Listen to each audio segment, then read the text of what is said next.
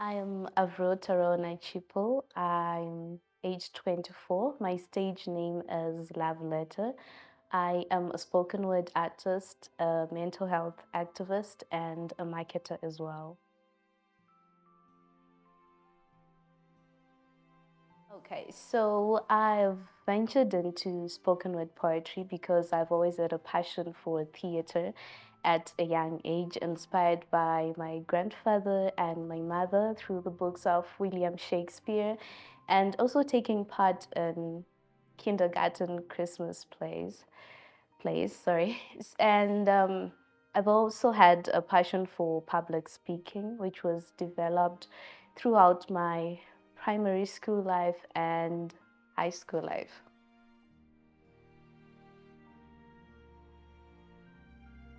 So I've always had a passion when I was young. I wanted to be a doctor, but unfortunately, God had other plans. So my main goal has always been to heal people and to actually understand why they do the things that they do. So basically, it's just to heal people and to make the world a better place.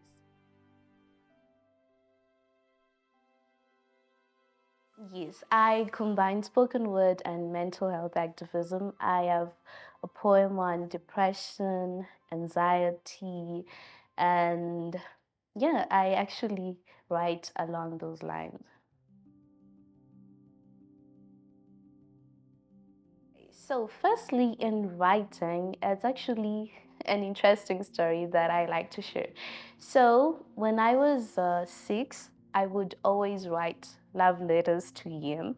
You know how they say in our culture that, as a granddaughter, you're your grandfather's wife. So, I would always write, I love you, Sekuru, Sekuru Ntunokudai. So, whenever you would come from work, you would actually have a letter which will actually be ready for him to read. So he named me Love Letter. And then he realized that I had a passion for words, and then he started telling me about different stories about Shakespeare, from Romeo and Juliet, Julius Caesar, the 12th Night, and so on.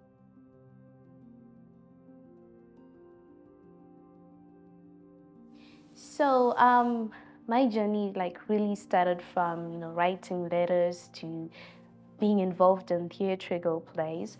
And then when I was at school, my grade 4 teacher, I remember these are the prize giving day, she just wrote those little flashcards and then she just gave me the card and then she told me that you're going to do the speech on prize giving day. So at that moment, I didn't know that I was a public speaker.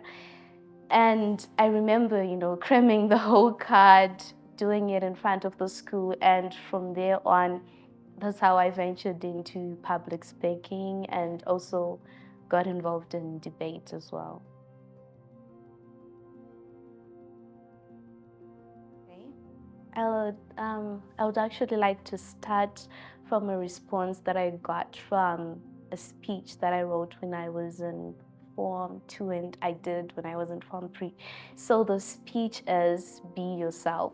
So I was actually speaking about, how we're regularly told to be who we are not, how we have to conform to certain beliefs, societal norms. And after doing that speech, I remember one of my classmates actually coming to me and then they actually said, Thank you for speaking out about those things that we are never able to speak because of peer pressure.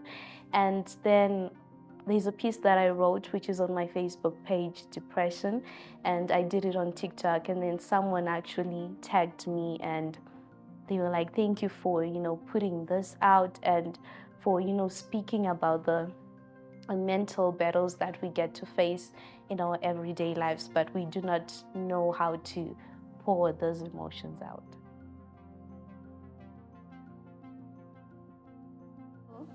I think the greatest lesson I've learned when I started writing poetry, it was from a selfish perspective. I wanted to show people the words that I know the different vocabulary, but then I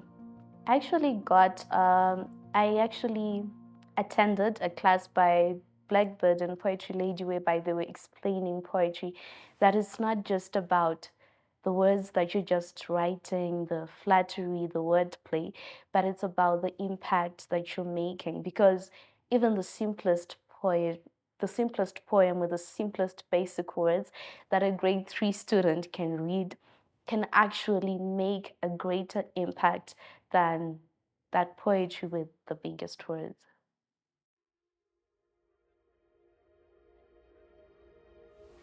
Okay, so what I love about the entertainment industry is that it it gives you space to be who you want to be. There are no norms. I'm not being biased to the entertainment. For example, if you were to look at the business world, you have to be a certain person. You have to portray yourself in a certain way. But then the entertainment industry, it gives you that leeway to be who you're meant to be without being judged about your own thoughts and your beliefs. What I dislike about it is the perceived definition of success, that success is linked to the number of followers that you have, the fame that you have. Well, personally, I think that success is self-defined. If you're just able to make an impact on one person, then that's success.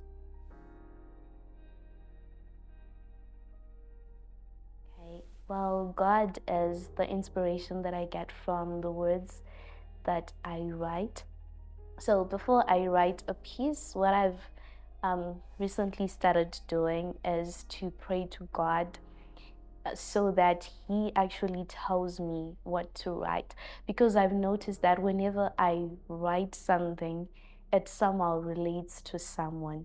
So He's the one who gives me the right words to use, the right way to speak those words as well.